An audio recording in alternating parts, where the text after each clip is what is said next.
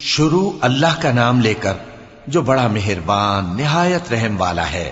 صاد، قسم ہے قرآن کی جو نصیحت سے پر ہے کہ تم حق پر ہو، مگر جو لوگ کافر ہیں وہ غرور اور مخالفت میں پڑے ہیں۔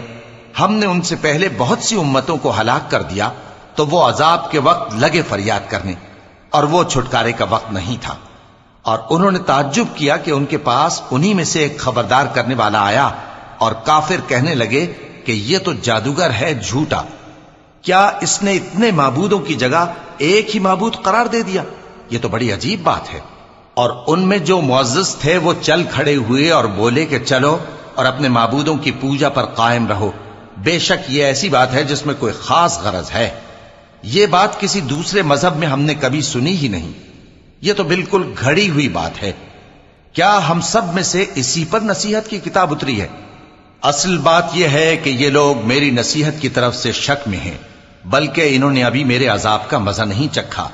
کیا ان کے پاس تمہارے پروردگار کی رحمت کے خزانے ہیں جو غالب ہے، سب کچھ عطا کرنے والا ہے؟ یا آسمانوں اور زمین اور جو کچھ ان میں ہے ان سب پر انہی کی حکومت ہے؟ تو چاہیے کہ رسیاں تان کر آسمانوں پر چڑھ جائیں۔ یہاں شکست کھائے ہوئے گروہوں میں سے یہ بھی ایک لشکر ہے۔ ان سے پہلے نوح کی قوم اور عاد اور میخوں والا فرعون بھی جھٹلا چکے ہیں، اور سمود اور لوط کی قوم اور بن کے رہنے والے بھی، یہی وہ شکست خوردہ گروہ ہیں۔ ان سب نے پیغمبروں کو جھٹلایا تو میرا عذاب ان پر آ واقع ہوا، اور یہ لوگ تو صرف ایک زور کی آواز کا جس میں شروع ہونے کے بعد کچھ وقفہ نہیں ہوگا انتظار کرتے ہیں، اور کہتے ہیں کہ اے ہمارے پروردگار، ہم کو ہمارا حصہ جلدی سے حساب کے دن سے پہلے ہی دے دے۔ اے پیغمبر صلی اللہ علیہ وآلہ وسلم، یہ جو کچھ کہتے ہیں اس پر صبر کرو، اور ہمارے بندے داؤد کو یاد کرو جو صاحب قوت تھے، بے شک وہ رجوع کرنے والے تھے۔ ہم نے پہاڑوں کو ان کے زیر فرمان کر دیا تھا کہ صبح و شام ان کے ساتھ تسبیح کرتے تھے، اور پرندوں کو بھی کہ وہ جمع رہتے تھے، ہر ایک ان کے آگے رجوع رہتا تھا۔ اور ہم نے ان کی بادشاہی کو مستحکم کیا اور ان کو حکمت اور فیصلہ کن خطابت عطا فرمائی۔ اور اے نبی صلی اللہ علیہ وآلہ وسلم، کیا تمہارے پاس ان جھگڑنے والوں کی بھی خبر آئی ہے جب وہ دیوار پھاند کر اندر داخل ہوئے؟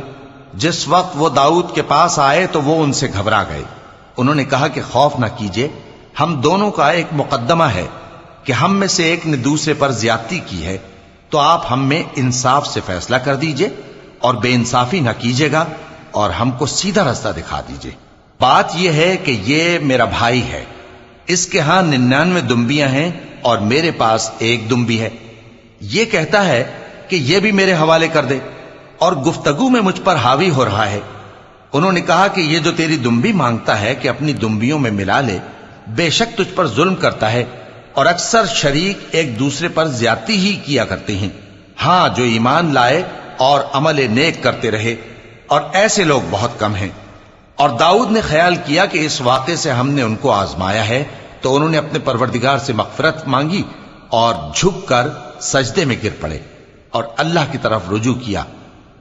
چونکہ آیت سجدہ تلاوت کی گئی ہے، لہذا سامعین پر سجدہ واجب ہے۔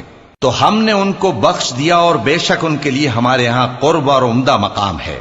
اے داؤد، ہم نے تم کو زمین میں خلیفہ بنایا ہے، تو لوگوں میں انصاف کے فیصلے کیا کرو، اور خواہش کی پیروی نہ کرنا کہ وہ تمہیں اللہ کے رستے سے بھٹکا دے گی۔ جو لوگ اللہ کے رستے سے بھٹکتے ہیں ان کے لیے سخت عذاب ہے، اس لیے کہ انہوں نے حساب کے دن کو بھلا دیا۔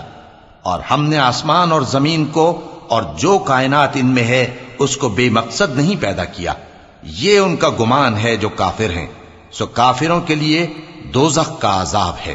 جو لوگ ایمان لائے اور عمل نیک کرتے رہے، کیا ان کو ہم ان کی طرح کر دیں گے جو ملک میں فساد کرتے ہیں، یا پرہیزگاروں کو بدکاروں کی طرح کر دیں گے؟ یہ کتاب جو ہم نے تم پر نازل کی ہے بابرکت ہے، تاکہ لوگ اس کی آیتوں میں غور کریں اور تاکہ اہل عقل نصیحت حاصل کریں۔ اور ہم نے داؤد کو سلیمان عطا کیے، بہت خوب بندے تھے، اور وہ اللہ کی طرف بہت رجوع کرنے والے تھے۔ جب ان کے سامنے شام کو اصیل گھوڑے پیش کیے گئے تو کہنے لگے کہ میں نے اپنے پروردگار کی یاد سے غافل ہو کر مال کی محبت اختیار کی، یہاں تک کہ آفتاب پردے میں چھپ گیا۔ بولے کہ ان کو میرے پاس واپس لاؤ۔ پھر ان کی ٹانگوں اور گردنوں پر ہاتھ پھیرنے لگے، اور ہم نے سلیمان کی آزمائش کی اور ان کے تخت پر ایک دھڑ سا ڈال دیا۔ پھر انہوں نے اللہ کی طرف رجوع کیا اور دعا کی کہ اے پروردگار، مجھے معاف فرما اور مجھ کو ایسی بادشاہی عطا فرما کہ میرے بعد کسی کو شایع نہ ہو، بے شک تو سب کچھ عطا فرمانے والا ہے۔ پھر ہم نے ہوا کو ان کے زیر فرمان کر دیا کہ جہاں وہ پہنچنا چاہتے ان کے حکم سے نرم نرم چلنے لگتی، اور جنوں کو بھی ان کے زیر فرمان کیا۔ یہ سب عمارتیں بنانے والے اور غوطہ مارنے والے تھے، اور کچھ دوسروں کو بھی جو زنجیروں میں جکڑے ہوئے تھے۔ ہم نے کہا یہ ہماری بخشش ہے، چاہو تو احسان کرو یا رکھ چھوڑو، تم سے کچھ حساب نہیں ہے، اور بے شک ان کے لیے ہمارے ہاں قرب اور عمدہ ٹھکانہ ہے۔ اور ہمارے بندے ایوب کو یاد کرو جب انہوں نے اپنے رب کو پکارا اور کہا کہ شیطان نے مجھ کو ایذا اور تکلیف دے رکھی ہے۔ ہم نے کہا کہ زمین پر لات مارو، دیکھو یہ چشمہ نکل آیا، نہانے کو ٹھنڈا پانی اور پینے کو بھی، اور ہم نے ان کو اہل و عیال اور ان کے ساتھ اتنے ہی اور بخشے۔ یہ ہماری طرف سے رحمت اور عقل والوں کے لیے نصیحت تھی۔ اور ہم نے کہا اپنے ہاتھ میں تنکوں کا ایک مٹھا لو، پھر اس سے مار لو اور قسم نہ توڑو، بے شک ہم نے ان کو ثابت قدم پایا، بہت خوب بندے تھے، بے شک وہ بہت رجوع کرنے والے تھے۔ اور ہمارے بندوں ابراہیم اور اسحاق اور یعقوب کو یاد کرو جو قوت والے اور صاحب نظر تھے۔ ہم نے ان کو ایک صفت خاص آخرت کے گھر کی یاد سے ممتاز کیا تھا، اور وہ ہمارے نزدیک منتخب اور خوبی والوں میں سے تھے۔ اور اسماعیل اور الیسع اور ذوالکفل کو یاد کرو، اور یہ سب بھی خوبی والوں میں سے تھے۔ یہ نصیحت ہے اور پرہیزگاروں کے لیے تو عمدہ ٹھکانہ ہے، ہمیشہ رہنے کے باغ جن کے دروازے ان کے لیے کھلے ہوں گے، ان میں تکیے لگائے بیٹھے ہوں گے، اور کھانے پینے کے لیے بہت سے میوے اور مشروبات منگاتے رہیں گے، اور ان کے پاس نیچی نگاہ رکھنے والی اور ہم عمر حوریں ہوں گی۔ یہ وہ چیزیں ہیں جن کا حساب کے دن کے لیے تم سے وعدہ کیا جاتا تھا، یہ ہمارا رزق ہے جو کبھی ختم نہیں ہوگا۔ یہ نعمتیں تو فرمانبرداروں کے لیے ہیں، اور سرکشوں کے لیے برا ٹھکانہ ہے، یعنی دوزخ جس میں وہ داخل ہوں گے، اور وہ بری آرامگاہ ہے۔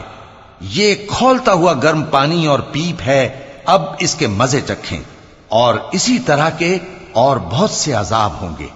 یہ ایک فوج ہے جو تمہارے ساتھ گھستی چلی آ رہی ہے، ان کو خوشامدید نہ کہا جائے۔ یہ دوزخ میں جانے والے ہیں، کہیں گے بلکہ تمہیں کو خوشامدید نہ کہا جائے، تمہیں تو یہ بلا ہمارے سامنے لائے ہو، سو یہ برا ٹھکانہ ہے۔